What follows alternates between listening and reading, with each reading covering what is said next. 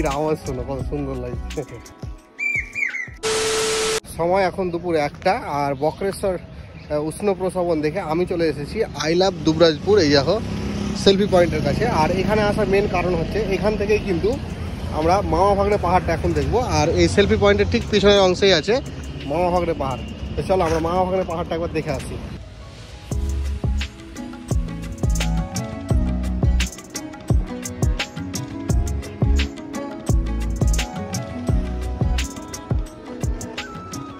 এই হচ্ছে পিছনের রাস্তা দিয়ে চলে এলাম। আর এখানে স্কুটিটাকে পার্কিং করে দিয়েছি এই জায়গাটায়। আর এই হচ্ছে এই জায়গাটার কিছুটা ভিউ।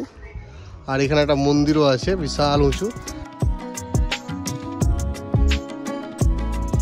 আর এইখান দিয়ে যেতে হবে আমাদেরকে সামনে, তাহলে আমরা যে মামা ভাগড়ে পাহাড়টা আছে সেটা দেখতে পাবো। একটুখানি হেঁটে এসেই কিন্তু এই দেখো পাহাড়ের ফিলিংস তোমরা এখান থেকে পেতে শুরু করবে। দুই দিকে দেখো কত মোটা মোটা পাথর, আর মাঝখান দিয়ে সিঁড়ি করা আছে। আর এইখান দিয়েও কিন্তু একটা রাস্তা আছে, এই রাস্তা দিয়ে গেলে কিন্তু মেন যে মামা ভাগড়ে মানে পাহাড়, যে পাহাড়টাকে বলা হচ্ছে সেটা পাবো। কিন্তু তার আগে এই দিক দিয়ে যদি যাই তাহলে এই দিক দিয়ে ঘুরে আমরা ওই দিক দিয়ে ঘুরে ঘুরে এইখান দিয়ে নেমে চলে আসবো, তাহলে সমস্ত জায়গাটা কিন্তু দেখা হয়ে যাবে।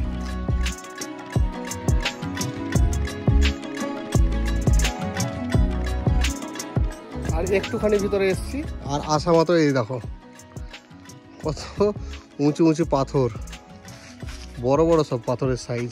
এদিকে তো আরও অনেক বড় বড় আছে।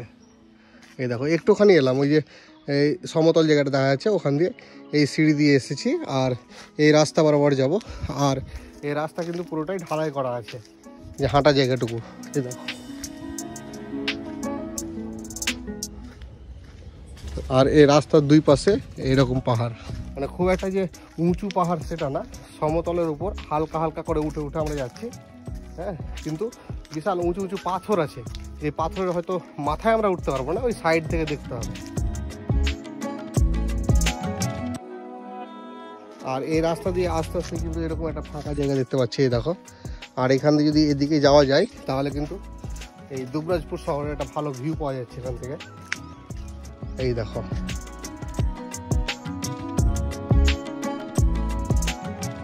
খুব একটা উঁচুতে উঠিনি, কিন্তু মোটামুটি 3 তলা তো হবেই আনুমানিকভাবে যতটুকু ধরা যাচ্ছে। আর এই পাহাড়ে হাঁটাহাঁটি করতে করতেই কিন্তু এরকম সিঁড়ি বেয়ে বেয়ে ঘুরে বেড়াচ্ছি। আর এই পাথরটা দেখো কতটা উঁচুতে আছে, হয়তো ক্যামেরায় অতটা আন্দাজ করা যাচ্ছে না, কিন্তু বেশ অনেকটাই উঁচু। এদিকেও আছে, আর ওইদিকে একটা মন্দির আছে দেখলাম। চারিদিকেই কিন্তু এরকম বড় বড় পাথর। আর এইগুলো দেখো গাছ, মনে হয় আগুন টাগুন লাগিয়েছিল কি, সব পুড়ে পুড়ে আছে। জায়গাটা বেশ ভালোই, কিন্তু আমরা এসেছি দুপুরবেলা তো, আর এখন প্রচণ্ড পরিমাণে রোদ, ওই জন্য একটু কষ্ট হচ্ছে। পাখির আওয়াজ শোনো কত সুন্দর লাগছে, যেগুলো সচরাচর আমরা শহরে পাই না, সেই পাখির আওয়াজ এখানে শোনা যাচ্ছে। এই দেখো ওইখানে একটা পাখি আছে,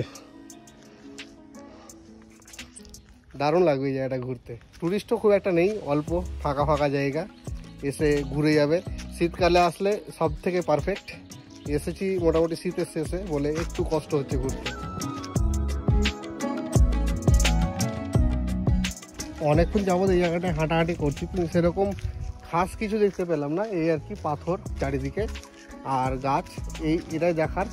আর এর মধ্যে যে রাস্তা আছে, এই রাস্তা বরাবর হেঁটে হেঁটে ঘুরে বেড়ানো, এটুকুই। যাই হোক, বেশ ভালোই লাগলো।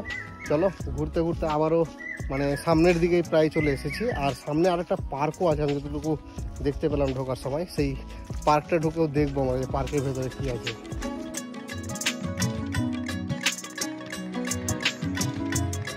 Moments later. 10 টাকা দিয়ে টিকিট কেটে ঢুকে বললাম পাহাড়েশ্বর পার্কে। আর এটা হচ্ছে ঠিক মামা ভাগড়ে পাহাড় যেটা আছে তার পাশেই। চলো এই পার্কটা ঘুরে ঘুরে দেখি একটু। আর এই পার্কের ভেতরে ঢুকেই এরকম একটা বসার জায়গা দেখতে পেয়েছি আমি। আর অনেকক্ষণ যাবৎ হাঁটা চলা করছি, মানে সেই মামা ভাগড়ে পাহাড়টাও হেঁটে হেঁটে ঘুরে দেখে এলাম, তাই একটু বসি। আর এই বসে এই সামনেই দেখো কত সুন্দর দৃশ্য। এখন বাচ্চা কাচ্চা একটাও নেই দুপুরবেলা, বাচ্চা কাচ্চা থাকলে এই জায়গাটায় খেললে, এই জায়গাটায় বসে উপভোগ করতে বেশ ভালোই লাগতো।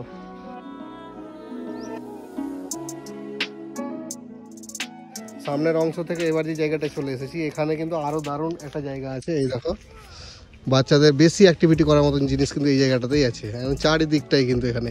আর এখান থেকে ওই দেখো মামা ভাগ্নে পাহাড়ের ভিউ এখান থেকেও দেখা যাচ্ছে।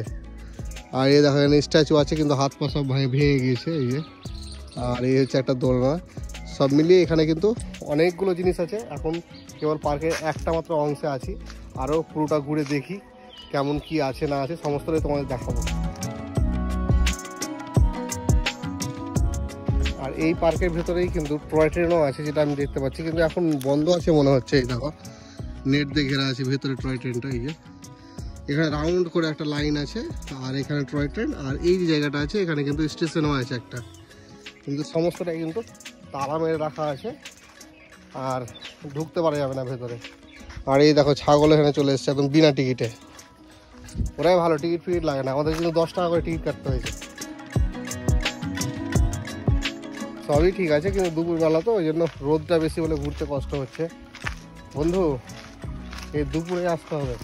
এই দুপুরবেলায় এই পাহাড়ের পার্কে এসে গ্রামের মানে মনটা শুধু আনছান আনছান করছে। আব্বা আমার একটা বিয়ে করায় দেন, মানে আমি যদি নাও চাই জোর করে হইলো আবার করায় দেন, নাহলে নষ্ট হয়ে যাবো আব্বা। পার্কের একটা অংশ ঘুরে নিয়েছি, মানে এই দিকটা যা যা ছিল সবই তোমাদের দেখালাম। আর এদিকেও কিছুটা অংশ আছে, এদিকে বেশ পাথর টাথরগুলো আছে। চলো এই দিকটা একবার দেখে তারপরে বাইরে যাবো।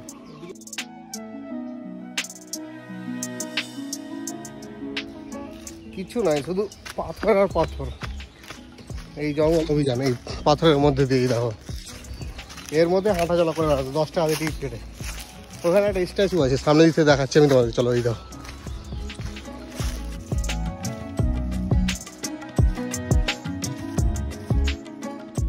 চলে এসেছি একদম সামনের অংশে। আর এই দেখো স্ট্যাচু, এটা তোমাদের দেখানোর জন্য এইদিকে এলাম। আর এইদিকে মেন রোড। এই যে চলো, এখানে অনেকক্ষণ ঘোরাঘুরি করলাম, আর পার্কের এই অংশেও কিছু নেই, জায়গা ছিল সবই আমরা দেখে নিয়েছি।